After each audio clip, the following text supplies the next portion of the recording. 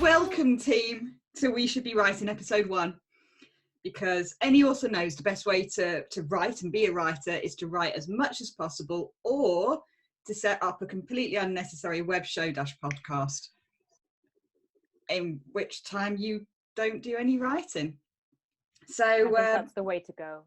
I think that's the way forward. I mean, and the prep work as well. I mean, you know, it's all helping to stop writing. This is more productive than just, you know, checking out Facebook and Twitter. Yeah. Right, I mean, you said, space. oh, let me write a sentence. Oh, Twitter, Facebook. No, write a sentence. So, you know, this is more fun. We're getting things done. We're doing better. In words. It's still words. Yeah.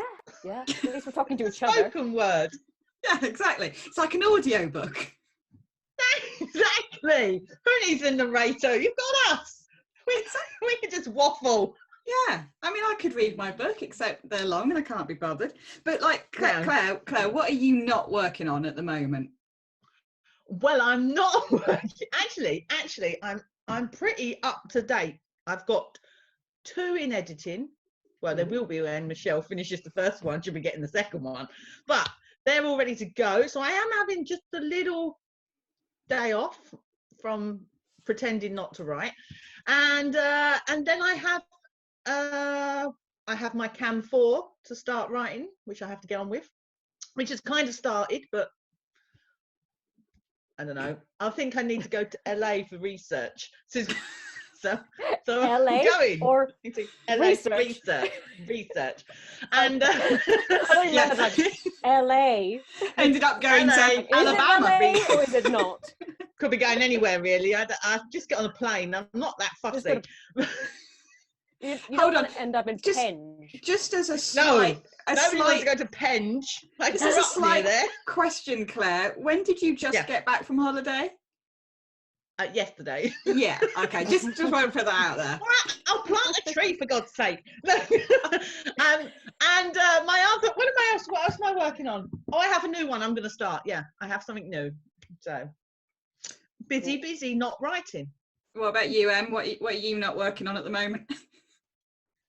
Well, I'm getting my contemporary romance back from the proofreader tomorrow. No, I keep saying tomorrow. It's supposed to be Friday, but it's Friday American time, so I'll probably get it Saturday morning. Which is tomorrow, because it's Friday today. Oh, God.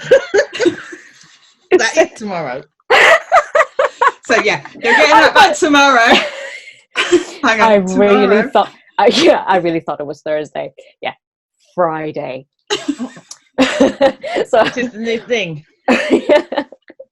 So I'm getting that back. And then I've been working on an old fantasy book that I've kind of blown the dust off of and kind of polished up. So we'll see what happens with that. And then I've started 4 different new stories and plotted them out. But none of them are getting anywhere. So I think I have to pick one and commit to it. But that's easier said than done. Yeah.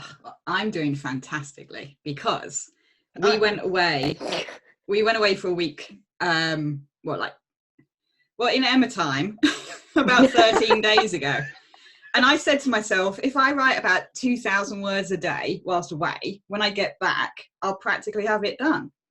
So in the entire time I was away, I wrote 1,000 words. Woohoo!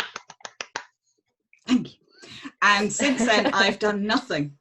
I haven't even opened the document. It's brilliant. In fact, my laptop, which I wrote on, may have died and lost the 1,000 words I wrote anyway. So I may be back where I started. So I did nothing. I wrote a short story for my Patreon page because I give away exclusive short stories to them. So I did that because that's kind of fun. So so that was fine.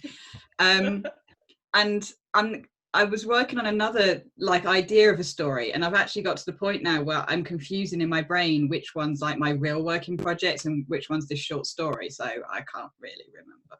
So I need to really start looking at that at some point. It's pretty bad, to be honest. It's pretty bad. Maybe the 1 or 2 people that watch this might be able to encourage us. Yeah. I'm basically hoping for Carol That's my. Yeah. Come on, we might Carol! we might as well just open this with like, "Hi, Carol." Carol Hutchinson, thank you for watching. Yeah, she's a star. We love Carol. We love her. We do. But anyway, to get started with the show, one of the things I do when I'm not writing, when I should be writing, is well, obviously I look at social media a lot, but I also look at ridiculous news stories, and I thought I'd share one with you because I really like this. There is a man in New Zealand who had a phone call from his boss. They asked him to come in for a meeting, and he kind of got the idea that it might be about redundancy because they encouraged him to bring in a support person. So, it's never a good thing. No, which apparently is the law in New Zealand. I don't know if it's the law here. I don't think it is. I think that some of them, sometimes you get offered. But anyway, so rather than bringing in a friend or a family member, he spent £100 on a clown called Joe. And I don't know if you can see this. This is him. And the best thing, so brilliant. The best thing about this, the thing that I really love, is that to get that photograph, he obviously asked one of the people from HR who was about to fire him to take a picture of him and his support person, clown. But apparently, Joe the clown. I should say this guy's name is Josh Thompson, and he was a copywriter and was a copywriter because he's been fired. And he's also a stand-up comedian, as you can probably tell. He brought Joe the clown in, and Joe apparently made balloon animals throughout the meeting. But at one point he had to stop because it was too noisy, and the people who were trying to like make Josh fired redundant were saying, "Could you stop with the balloon animals?" Because apparently that one wasn't very good. But Josh does highly recommend Joe the clown, and he said when the hammer blow at the end and he finally found out that he lost his job, Joe nodded sadly with a little tear running down. Wait, you're gone. Oh no. I can hear you, but I can't see you. Frozen on my end. Oh, there you are. You're moving to it. Yeah. Oh, there she's back. She's back. You paused. No. That was brilliant. That was like ventriloquism. That was you weren't weird. moving, but I could hear you. Yeah, I think I saw like the start of that clown thing, because he was advertising that he was like, I think I'm going to be made redundant. I need a clown to come with me. And everyone was like, ha ha, yeah, very funny. But yeah, he did it, which is he says bonus point for follow through. He says he highly recommends. He said, if you've got any family friends, stepmom, stepdad, stepkids, bring them by all means. But if there's a clown available, especially Joe, I definitely recommend him. Take Joe the clown. Joe the clown, which was brilliant. So that's been keeping me busy. Claire, have you been to see any good films or anything lately? Well, the story is here. You see, I got off the plane yesterday and I was going to go to the cinema, but they cancelled it. I don't know why. It was cancelled. So I just thought, well, okay, I'll just go out and party with celebrities, which I did. Anyway, I did watch a film before I went on holiday, which was Rambo Last Blood. Oh, you brave soul. Having never seen any other Rambo film ever, apart from the trailers, I thought I'd give it a go. It looked kind of actiony, and I thought, to be fair, kind of actiony. Yeah, you know. Was it the explosions? There was a lot of explosions and stuff, and I love an explosion. He's 70.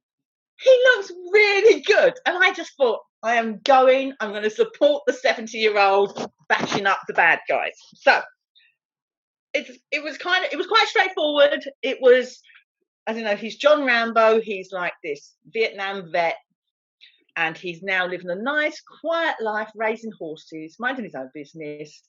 He's living with a female friend. There's no hanky-panky going on there, but they're raising her granddaughter.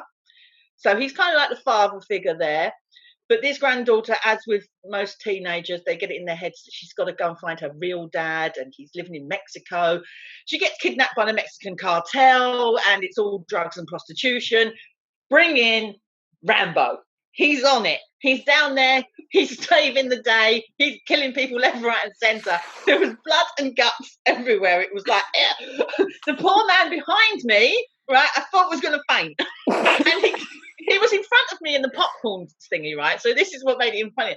He's got this big old leather jacket on it, and it's all about what a rebel he is. Everything. It's got all these pictures of things, all this stuff all over his leather jacket about, how cool he is and how a rebel he is. He's almost fainting and having been sick in the back there with his girlfriend, and she's just laughing at him. It was hilarious. But we also watched it in 4DX. So we was kind of like flung around. I was bashed in the. It was like proper. I was like, oh, it was great. I have to say, it was great. If you like a bit of blood and guts, if you like a bit of action and the bad guys getting their asses kicked, go watch John Rambo. It was brilliant. He had tunnels. I mean, the man dug tunnels. I love. Is that what you want in a movie, that there were tunnels? Apparently, I think it was because I suppose it's like a flashback to his being a Vietnam vet, and he must have been a tunnel rat. But his whole farm had tunnels underneath with little rooms and spaces. Where we saw that in a movie not too long ago. What was that? It was the Angel Has Fallen. No. Oh yeah, the Olympus has fallen, yes, London yes, has fallen. Yes, that was good. Yes. Yeah. I mean, basically, he had a shitload of tunnels all over the place. His dad was a Vietnam vet who dug tunnels everywhere. There you go. So it must be a thing. It must be a thing. If you're a Vietnam vet, you dig a tunnel. So if you've got one living next door to you in the middle of Brooklyn, I would be checking those sewers out pretty damn quick, because they're all, they've got little tripwires. They're everywhere. Well, it's funny because we tried to do some gardening a couple of months ago, and I couldn't even get like a foot in the ground. Exactly. How do they build them? I don't know. It was amazing. These tunnels were amazing. That's clearly how he's so fit at the age of 70. He's busy building tunnels. Digging. So I don't know I won't spoil it by telling you what happened to all the Mexicans, but it weren't nice. I don't think I'm going to see it. So you can tell me privately later on. Actually, to be fair, at one point he did stick his finger in here somewhere and just broke a bone. At that point, that was when the man there went. Well, it's not on at our cinema anymore. Have you not got it? Oh, we still got it. I think it's only on for 1 or 2 days a week. It's not on all the time. Well, but I do have a whole lineup of films ready to go for. Yeah, well, it's been dead. I mean, we both go to Cineworld. For those who don't know, we both have unlimited Cineworld cards. We are the card holders, yes. So we can go. Both, meaning all three of us, all of us. 4 if we're counting Claire's wife.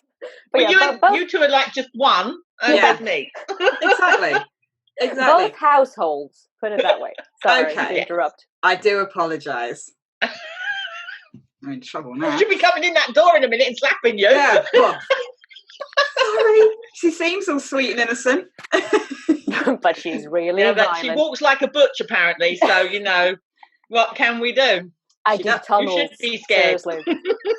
Well, if you dig tunnels, could you get out and do that garden? Because it's raining. It's raining cats and dogs out there. Softening the mud. Yeah. Not our Stoke-on-Trent clay. It is heavy. Yes, you've got clay. Mm-hmm. Yeah. Wouldn't want to dig in that. It's really funny because we were digging and we were like, oh, there's bricks under here. And then we started looking and went, beep, beep. No, these aren't bricks. They're just huge lumps of clay, and they look really solid. And you have to we're not really gardening people. So anyway. You can make some pots. You'd be fine. Yeah, we're not that talented. No. I think Emma and I get asked probably once a month if we're married by people. No. And then we get asked, are we really married? And sometimes we get asked, are we married? I don't know what married is. But that's my favorite are you married, thing. But maybe you play a bit. Are you available? Are you available on the sneak? No, I think it's probably more like, people going like, oh yeah, she's my internet wife. Oh yeah. Yeah, I think it's that kind of married. No, I can confirm, people, they are married, These are separate rooms in the same house. Yeah. Okay. I have seen them in person together. Oh, hang on. We're gonna have a magic trick. Where's Hang she on. going? Ready for that slap?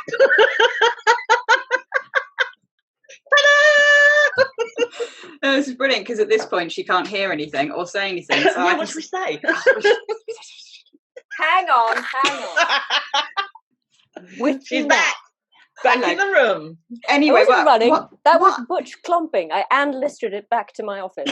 She did unlister it back to her office. Everything shook. Anyway, even like we're married and we do most things together, but we don't actually watch a lot of television together. So, No. Emma, what have you and maybe me, but probably not me, been watching on the telly? We haven't been watching that much because we, like Claire, have been traveling. We've been on holiday. But we did manage to watch quite a lot of Great British Bake Off, obviously. Yeah. And we've been watching The Apprentice, the British version. Oh, I love it. I've got 2 words for you. Baroness Brady. If you're not going to watch I've got 2 words for you. Giant knobs. Oh, yeah, Yes, but that's the joy of it because they all get their comeuppance. I can't stand them. They're terrible. They are all terrible. The first Yeah. season I watched with Amanda, she had to force me to stop going, oh, he's awful. Or, oh, she's dreadful. She's like, yeah, they're dreadful. all awful. That's the point. That's the Just point. Be quiet and watch the kind of car crash television. It's like they all hate each other and they're all terrible. And you just need once you understand that and you don't worry about that anymore, you can enjoy the show. Sorry, it's just going to go really badly, and that's what you're kind of watching. Kind of like she's not actually going to try and sell her grandmother. Yes, she will. Yes, she will at a bargain price. Okay, yeah, great. So we've been watching that, which means we haven't been watching a lot of things with a plot. This is something that comes up a lot in our house. I like to watch TV shows with a plot, fictionized stuff, and Amanda doesn't. So I end up watching that on my own most of the time, not all the time. I will be getting Amanda to be watching a few of those shows with me soon because The Crown is coming back for the next season. Olivia Colman? Yes. And Sex Education is coming back. Is it? Yeah, season 2. I thought you were going to go Gillian Anderson, but you didn't. Well, yeah, Gillian Anderson. Thank you. And Grayson. There's that. I don't watch TV, so this is your segment completely. Oh, it's all right. I can babble about TV for a very long time. You just you sit back, drink your tea and your coffee. Oh, and Grace and Frankie is back. So that there's a lot of big shows coming back for a new season now. Something that is already on though, which I should be watching and I haven't been, is Batwoman. Now I might watch that. See, I'm a comic fan and a lesbian and now a redhead, so I really should be watching Batwoman, especially because Kane is one of my favorite DC characters of all time. But that is one of those shows I'll probably have to watch on my own. Aww. I hate Ruby Rose. I know. I'm very. Claire is getting very ambivalent. close to the International Space Station with her. Just shock. Just going to space with shock. I don't know. I just don't like her. I mean, maybe I'll watch it and I'll go, actually, I was unfair. Because who did I? Oh, I hate. I have these moments where I could just despise someone and then I watch them and I go, actually, they're right. Greta Thunberg recently, and all of her, you disgust me. And I was like, first of all, I was like, stupid little 16-year-old, shut your face. And then I was like, oh, actually, she is trying to save the planet, so maybe I should leave off her. Yeah, and when she was telling the politicians off, you kind of went slow clap it out. Yeah. Fair enough. But when she was over in Sweden going to go, I'm going to go speak at the New York climate change conference, and I'm going to get on a sailboat. Super exciting yacht. Yeah. And and it's going to take me X number of weeks and blah, blah, blah. I was just a bit like, shut up. You could Skype in. We have the technology. You don't have to go. But then having seen her go, I can admit that it was worthwhile and she should have gone. I think she's fab. Yeah, I think the world needs people like her at the moment because she's not afraid to just say what she thinks. Everyone else is treading around on eggshells and, we must think of the economy and all these kind of things. Whereas she's just like, I don't give a shit. We need to save the planet, and that's it. Yeah, I mean, without a planet, it doesn't matter what the economy is doing. Exactly. So you know, she's doing what we should all be doing, and yeah, I'm all for Amanda, it. are you sure that you weren't just annoyed with her at the start because she's like a quite loud Swedish person? That wasn't the issue there. My headset's gone a bit funny. Anyway, do you any other any other TV that you want to talk about, darling? No, not really. I mean, I'm still like, I'm so behind with TV. I mean, I'm still watching my guilty pleasure, Legends of Tomorrow, which has plots that are bonkers, and they're thin as this sheet of paper. They kind of make. I'd say thinner than that and crazier than that. But they know that, and they make fun of it. Yeah. They kind of go like, well, it would be weird if this thing happened. This thing happened. So, you know, it's very tongue-in-cheek, and it obviously has a lot of woman-loving woman representation and a lot of kind of like cool references to old movies. So, that is my guilty pleasure. I might have a look then. I'm a binge watcher. I don't watch things as and when. I don't remember, it's Thursday 7:30, I need to sit down and watch something. So I will often just jump on Netflix, you know, and think, I'll just see if there's something for an hour. 6 hours later, I'm halfway through the season, and I'm just thinking, right, let me just get some lunch and I'll be back for the rest of this. And that's it. I think I did Orphan Black, the entire 5 seasons, in about 6 days. I was just like that. That was impressive. I know. Lulu would come home and she's like, have you moved? I'm like, yeah.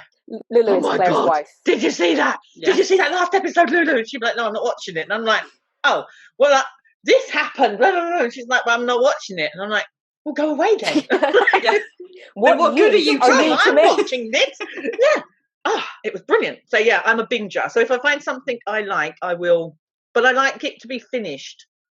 I don't like to watch things that are kind of, you know, because I've watched so many series where you get to the end of season 1 and you're like, that was brilliant. When season 2, oh no, they've cancelled it. Yeah. And I hate that. So yeah, I like to wait until it's finished. But you know, Grey's Anatomy, I've been waiting for a while now. It's just never ending. I don't know if I can be bothered to binge now.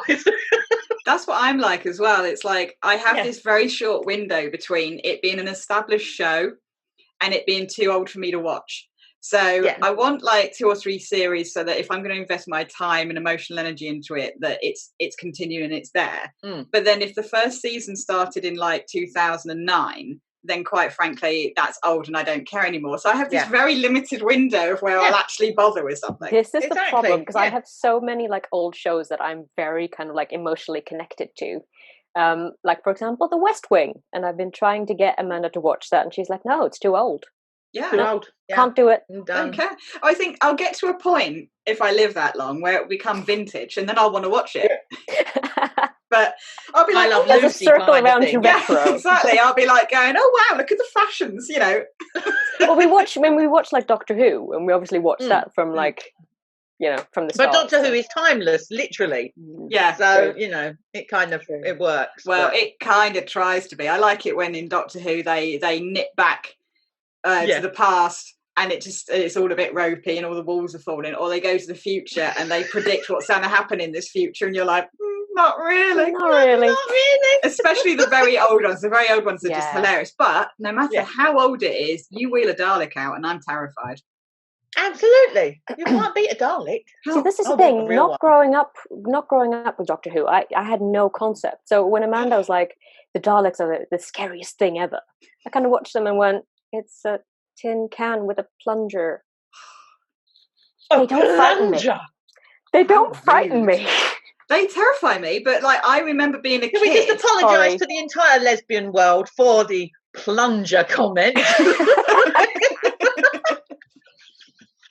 Okay, maybe I didn't think that through. It's just a plunger. Oh, it's my childhood done now. Hiding behind the sofa all those years. Yeah, I'm going to be. You know, never mind Brexit. This is what's going to get me thrown out of Britain. This was going to get me thrown out saying plunger. Oh, no. Yes, you're back. You're back. And you're back in the room. Back in the room. Yeah. I was wondering, if the whole weeping angels had turned up or something, because you were just frozen. They are fine. No, they scare me. They scare me, but I'm still more scared of the Daleks, even though I know that the Daleks are. I've gone to like the behind the scenes thing and sat in the Dalek show. I've done the examinate, but I've done all that. I know what it is. But I see it on the TV, and I'm just like, shit, it's the Dalek. You're back to being 8 years old again, and it's like, oh my god! I was always a bit frightened of the Cybermen. I've never been frightened of them. I didn't quite like them. Yeah, they were always a bit. Well, as an outsider coming into it as an adult, I'd say the Cybermen do seem a bit scarier. But I've always thought they look a bit ridiculous. They look like someone in a sort of like tinfoil thing with a radio on their head, which is exactly what they are. They are, yeah. That's the fun of it. Well, the first ones we saw, like when we went back to like the first time the Cybermen actually came in like what, the 60s, 70s. Yeah, they were amazing. That kind of like body sock thing with the big thing sticking around and the sing-song voices. They were like, la la la la la. Yeah. If anyone has watched the more recent Doctor Who, just pop on YouTube and find the original Cybermen, because the voices alone is worth the couple of minutes you'll spend searching for it. It's hilarious. In fact, I may find it and put it in the description below. It's so funny. Anyway, I think we're geeking out a little too much here now. Yeah, TV's taking up too much. Alienated some of our audience. I was going to ask us about our pets, but I've kicked mine out because he was washing too loudly. I don't know, Emma, have you got any animals in with you? No, they don't bother me. I'm animal free. I couldn't risk it. Tumble would literally be across my face now. So I love that your cat's called Tumble. Tumble. She is the weeping angel as well. She literally. I come upstairs yesterday and I was like, where is she? I couldn't find her. And then I was sitting on the bed and then I heard a rustle and I thought, aha, she's in her tunnel. And I know she's John Rambo now. She's digging tunnels. So I look around and I can see the tunnels kind of going, there's a bit of a movement in there. I turned back to do what I was doing. Then I turned back around and then she's sitting next to it just like this. I didn't even hear her get out. Next minute, I'm like, oh, hello, Tumble. Carried on doing what I'm doing. Look round, she's there. I was like, how has she moved? And it's the way she gets there. And then she just sits there like that, looking at you. Oh my God. Oh my God. Keep watching her. She is the weeping angel. Yeah. But we're obviously she's in a sulk at the moment because we've been away. So. Yeah. You see, we didn't care.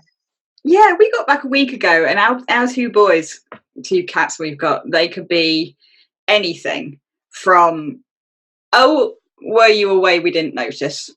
Like, literally like, oh, hi. Or they ignore us. They're really pissed off. Or they're like really, really loving. And Bruno sometimes gets so excited that the next day he'll throw up. Who gets all like excited, and then suddenly you find some like throw up dancing. He's like, "Oh, thanks, welcome home." There's a gift for you. Yeah, welcome. I'm so happy to see you. Welcome home. Yeah. By the way, now you're here to clean this up. But they were all right this time.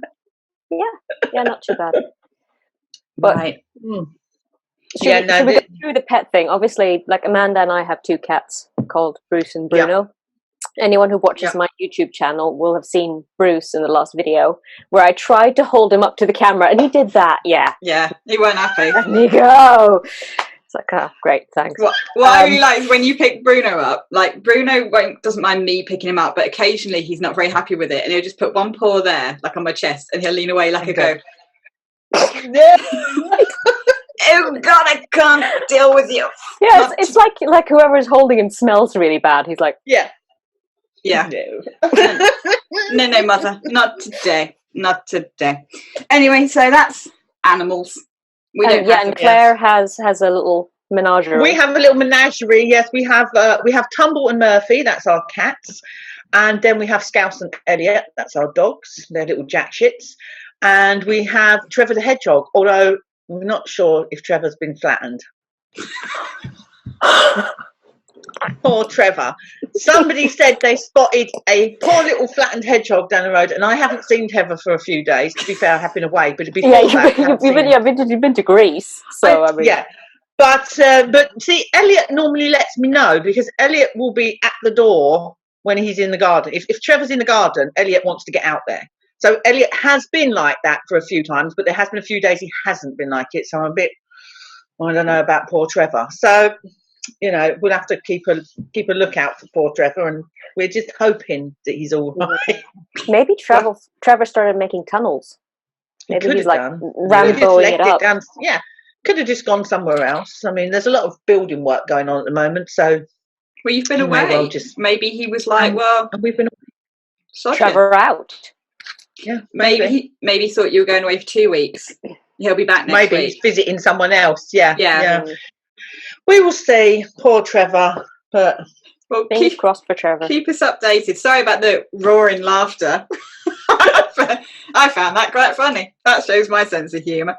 On a completely unrelated note, Claire, I think you wanted to speak about an inspiring female, or did you not want Yes. to? Well, you see, my lovely wife, she brought me this little booklet. Look. Oh. I thought she was going to be the inspiring female. Yeah. No, not this week. So this is her story, a celebration of remarkable women who changed the world. So I thought, seeing as we all love it, I'd start with Fanny. Okay. So Fanny Mendelssohn. I see what you did there. See what I did there. Fanny Mendelssohn, bless her, was a composer back in the early 1800s. So we're talking Anne Lister time, you know, around there. And she had an equally, if not more famous brother called Felix. But it turns out really Felix was possibly only that famous because of Fanny.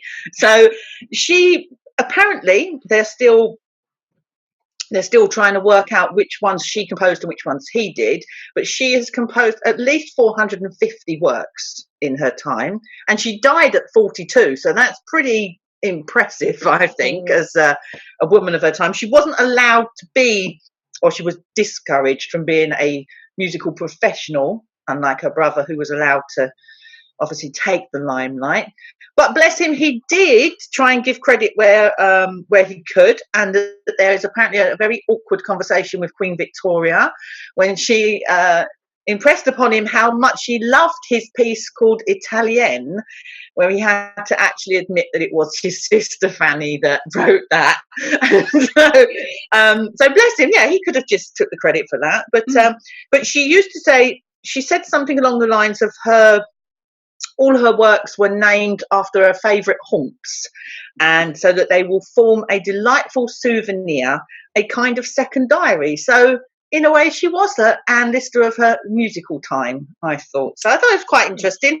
Yeah. And there are tons of women in here, so, you know. We will learn more as we move. You'll learn more about... Exactly. So, yeah. It was, well, that's your reading material. Emma, what have you been reading lately? Well, since we've been travelling and we haven't watched much TV, I have been reading more. And when we travel is kind of the time I read. I've been reading Rise. Sorry, English second language. Rise.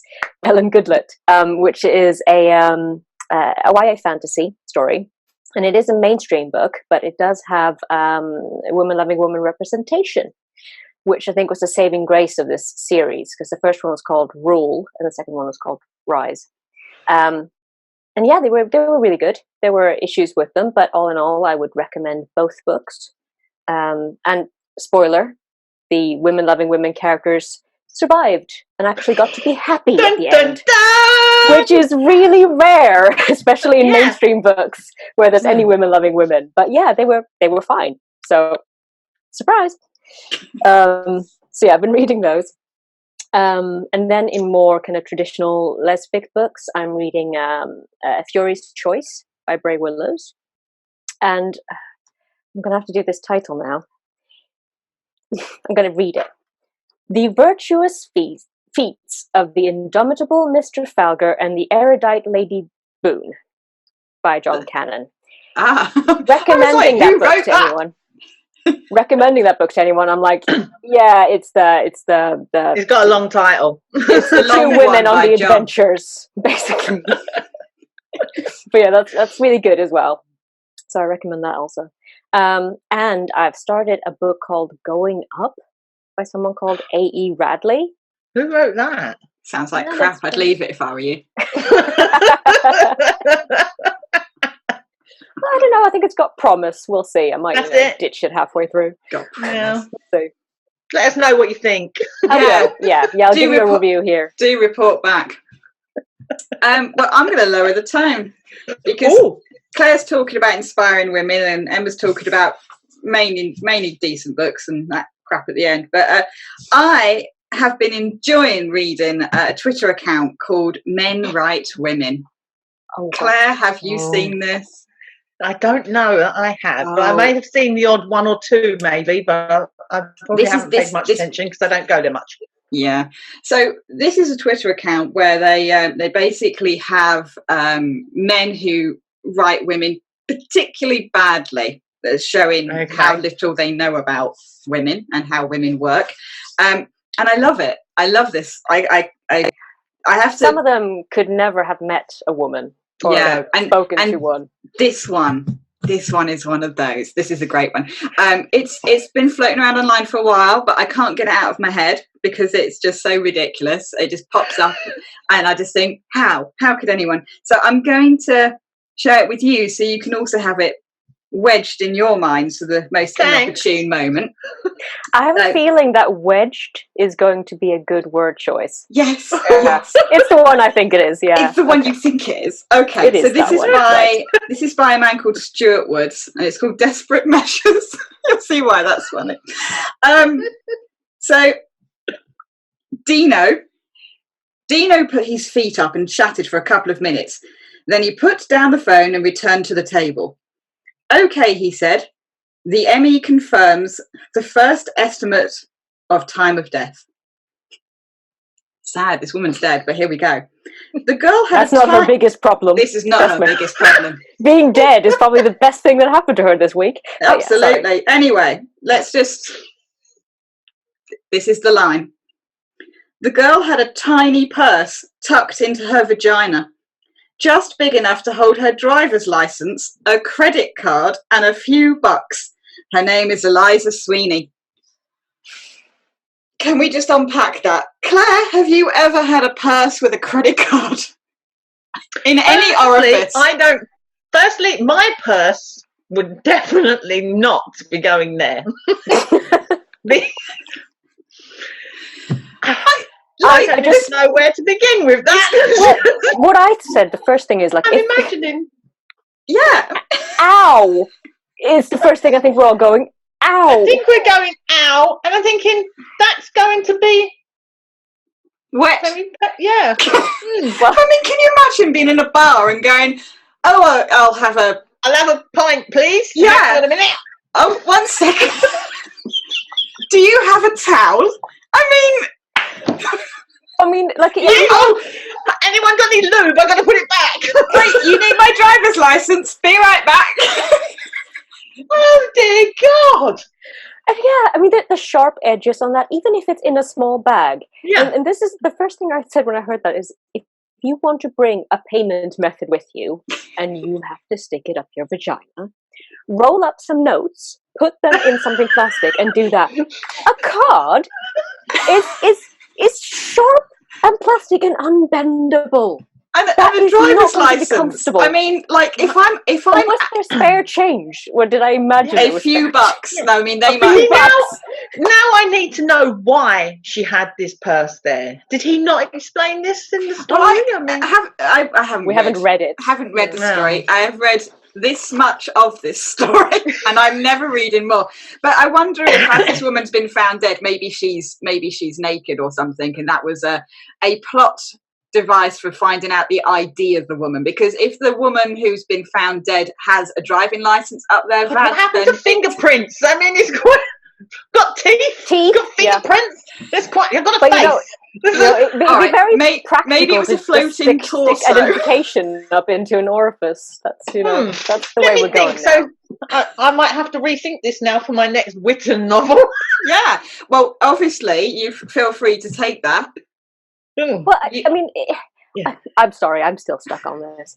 I mean, even if you've never met a woman and discussed what it's like to have a vagina, you have an anus.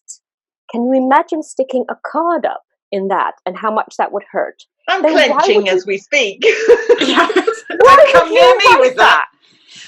But what I like about, well, I don't like anything about it, but what I find shocking about it is like you think, okay, I'm heading out. I'll need a credit card. Obviously, I don't have a bag or a pocket or anything. I mean, like we are all complaining that women's trousers don't have pockets anymore. This is the natural progression of that. But if you absolutely have to stick a credit card up there, are you really going to also go, oh, I'll just slide in the driver's license and a few bucks next to it? Well, it's a purse that contains all these things. A tiny purse tucked already into her vagina. A tiny purse. You had Why wouldn't you just tuck it in you would just put it in your bra, wouldn't you? I mean, if I was going out and I don't have any pockets or something, I think, oh, bugger, where am I going to put that? It'd just be, you just tuck it in the top of your bra or something like that, or ask a friend. Yeah. The vagina is the last place I'm ever thinking to put anything like that. To be fair, if my deceased body is ever found with a tiny purse tucked into my vagina with anything in it, we'll know who killed you. I'll be very surprised. Somebody did that to me. Yeah. There is no chance I did that to myself. We will know that Stuart Wood came after you. Yeah. Think it sounds... There's a plot line. Think it sounds unrealistic, does she? Yes, anyway. I'll show her. Well, you did say, Amanda, when you first found this, you did say maybe this woman was an alien and they have larger, more tuckable private areas. Desperate Measures where you can just like put different things, you know, maybe aliens have that. This Desperate Measures may be a sci-fi book. We don't know what the context of the book is, do we? Alien women may have letterbox-shaped vaginas made for tiny purses. Anyway, that's me lowering the tone. And I think that's about it. We've I think we need to end on a high. I think we end on a high. Stop or end on a really low. That one. That's what we're doing. So like I think we should do this again because it's been fun. It's been fun, and I don't really know if I want to get back to writing anytime soon. I need something to stop me from writing. But we should also say if anyone has any questions they want to ask us, then do feel free. Send it in, and we will possibly answer. If it is a question about a small purse up at a vagina, we're probably not going to. Absolutely, we can go into great detail possibly with the answers to that. Send those to Claire. Claire will deal with those. Claire, thank you. Yes, thank you. I will pass those on. Okay, so we just got to say goodbye now. So Claire, bye. Emma, bye. And I'm going to say, stay fresh, cheese bags.